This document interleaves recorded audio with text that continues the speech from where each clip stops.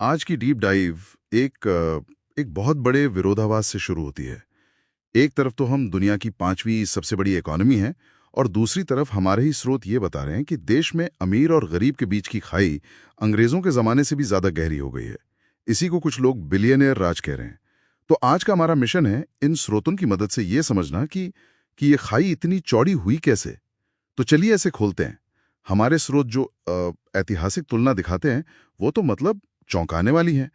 1980 के दशक में जब नीतियां थोड़ी समाजवादी थीं, तब देश की कुल कमाई का सिर्फ 6 से 10% हिस्सा ही टॉप 1% लोगों के पास जाता था।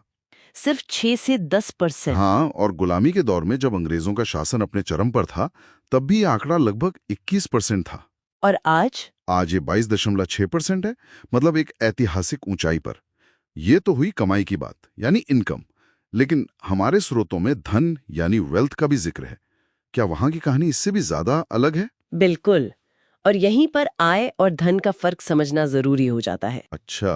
आय वो पैसा है जो आप कमाते हैं, सैलरी से या मुनाफे से। लेकिन धन आपकी कुल जमा पूंजी है, आपका घर, जमीन, सोना, शेयर्स, सब कुछ। ओके। और स्रोतों के मुताबिक भारत में धन का बंटवारा आय से कहीं ज्यादा असमान है।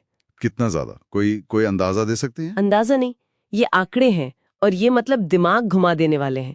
इसे ऐसे सोच सकते हैं कि देश के सिर्फ 1.5 करोड़ लोग जो टॉप 1% है, वो बाकी 70 करोड़ लोगों से, यानी नीचे की आधी आबादी से 10 गुना ज्यादा दौलत लेके बैठे हैं। 10 गुना? हाँ, स्रोतों के मुताबिक टॉप 1% के पास देश की कुल संपत्ति का 40.1% है, जबकि जो नीचे की 50% आबादी है उसके पास सिर्फ 3 से 6%।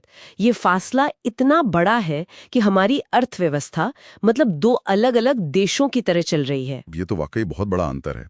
क्या इसे नापने का कोई पैमाना भी है? स्रोतों में गिनी गुणांक का जिक्र है, ये क्या चीज है? हाँ, असमानता को नापने का एक स्टैंडर्ड पैमाना होता है, गिनी कोएफिशिएंट। इसे ऐसे समझें कि 0 का मतलब है सब बराबर हैं और 1 का मतलब है कि सारी दौलत एक ही इंसान के पास है। हमारे स्रोत बताते हैं कि भारत का धन गिनी गुणांक अब अमेरिका जितना ही ज्यादा है। अच्छा, जो हमें दुनिया के सबसे असमान देशों में से एक बनाता है। हमारे स्रोतों में एक और दिलचस्प शब्द इस्तेमाल हुआ है, के शेप्ड रिकवरी। इसका क्या मतलब है? क्या ये सच में ऐसा है कि कुछ लोग ऊपर जा रहे हैं और बाकी सब नीचे? हाँ, बिल्कुल। के 2 डंडों की तरह। एक डंडा ऊपर जा रहा है और दूसरा नीचे। स्रोत बताते हैं कि कॉर्पोरेट मुनाफा 15 साल के शिखर पर है।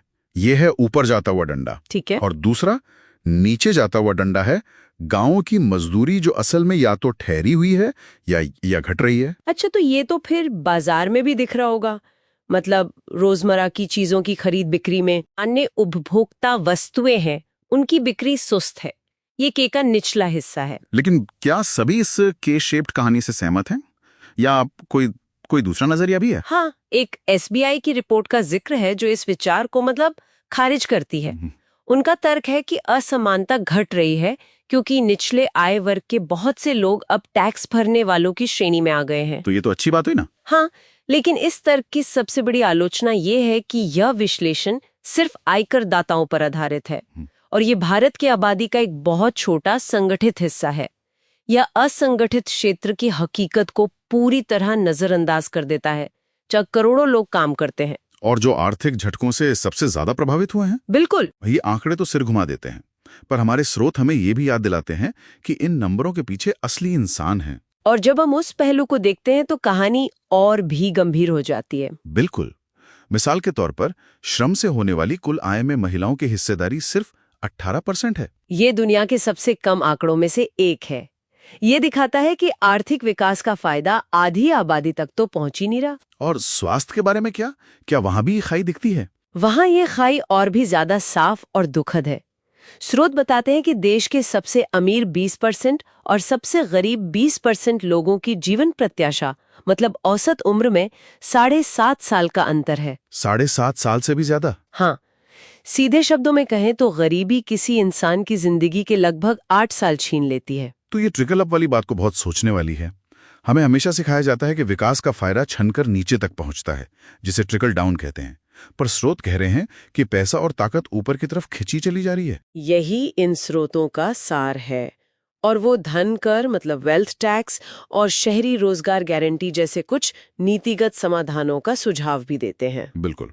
लेकिन इस डीप डाइव को हम एक विचार के साथ समाप्त करना चाहेंगे जो श्रोता अपने साथ ले जा सकें। जरूर। सवाल ये है, इन नीतियों से परे एक समाज के रूप में हमारी मानसिकता में किस बुनियादी बदलाव की जरूरत है ताकि विकास का मतलब सिर्फ जीडीपी के आंकड़े ना हो, बल्कि नागरिकों के बीच की खाई को पाटना भी